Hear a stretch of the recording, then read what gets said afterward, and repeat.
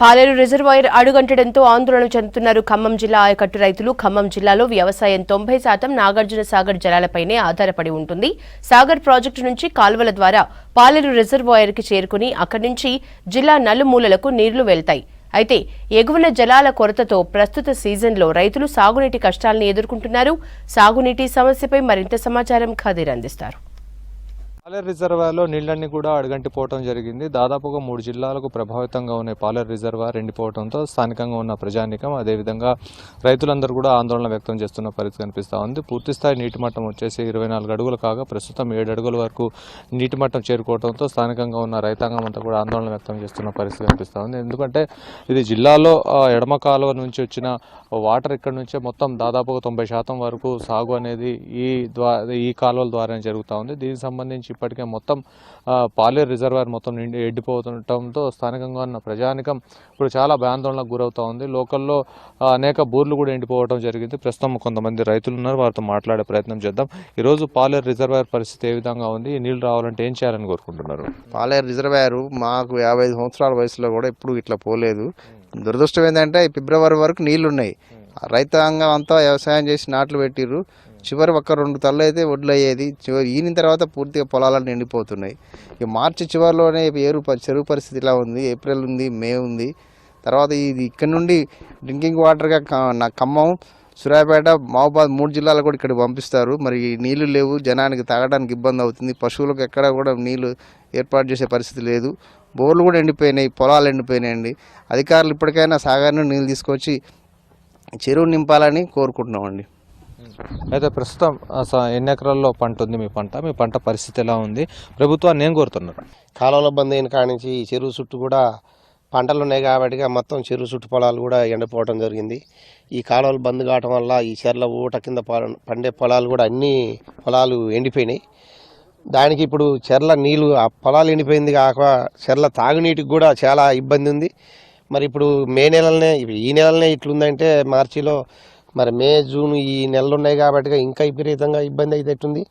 మరి ఇదే చెరువును నమ్ముకొని ఇక్కడ 3 మండలాలు ఆ చెరువులకి నీళ్ళు, ఈ చెర్ల నుంచి నీళ్ళు పోతేనే ఈ 3 మండలాలల్లో గొడ్లు కానీ గొర్రెలు కానీ బోర్లకి నీళ్ళు దిగటం కానీ అనేది నమ్ముకొని ఉన్న పరిస్థితి ఇది.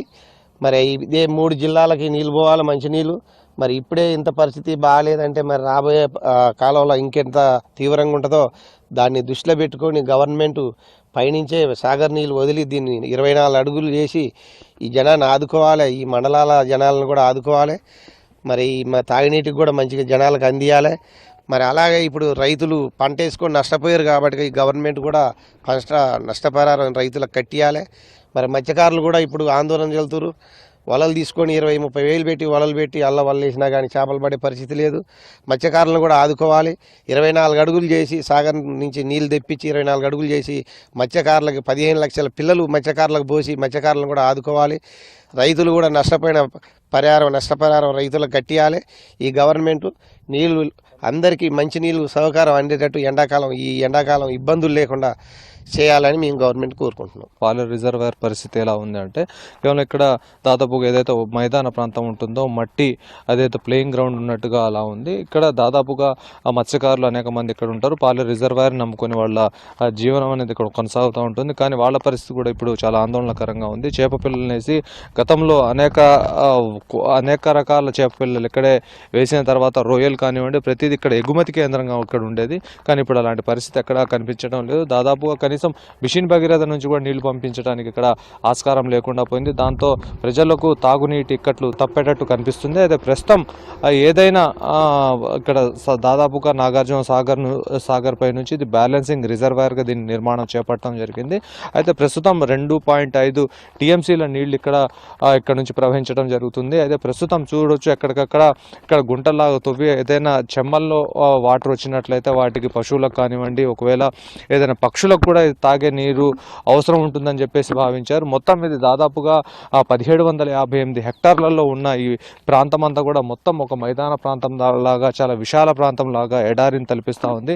ప్రస్తుతం ఎక్కడ కూడా నీళ్లు లేకపోవడంతో అనేక మంది ప్రజలు తీవ్ర ఇబ్బందులను ఎదుర్కొంటున్నారు. ఇక్కడ నాగార్జున సాగర్ నుంచి ఇక్కడ నీళ్లు వదిలినట్లయితే ప్రస్తుతం ఇక్కడ వీళ్ళ సమస్య తీరే అవకాశం ఉందని చెప్పేసి చెప్పేసి రైతులు హెచ్చరిస్తున్న పరిస్థితి ఉంది. అదేవిధంగా ప్రభుత్వాన్ని వాళ్ళు ఒకటే డిమాండ్ చేస్తూ ఉన్నారు. ఒకవేళ వాళ్ళు ఎగువ నుంచి నీళ్లు రాకపోతే పాలేరులో నీళ్లు ఉండవు, పాలేరులో నీళ్లు లేకపోతే దాదాపుగా 3 జిల్లాల ఆయకట్టు అంతా కూడా ఎండిపోతూ ఉంది. దాంతోపాటుగా పశువులు, అదేవిధంగా పశువులకు నీళ్లు లేక అటు మనుషులకు తాగడానికి నీళ్లు లేక తీవ్ర ఇబ్బందులు అవస్థలు ఎదుర్కొనే పరిస్థితులు దాపరించి చూస్తున్న నేపథ్యంలో ఖచ్చితంగా సాగర్ నుంచి నీళ్లు విడుదల చేయించాలని చెప్పేసి విన్నవిస్తున్న పరిస్థితి కనిపిస్తూ ఉంది. Video journalist హర్షద్తో Kadir, V6 news, పాలేరు.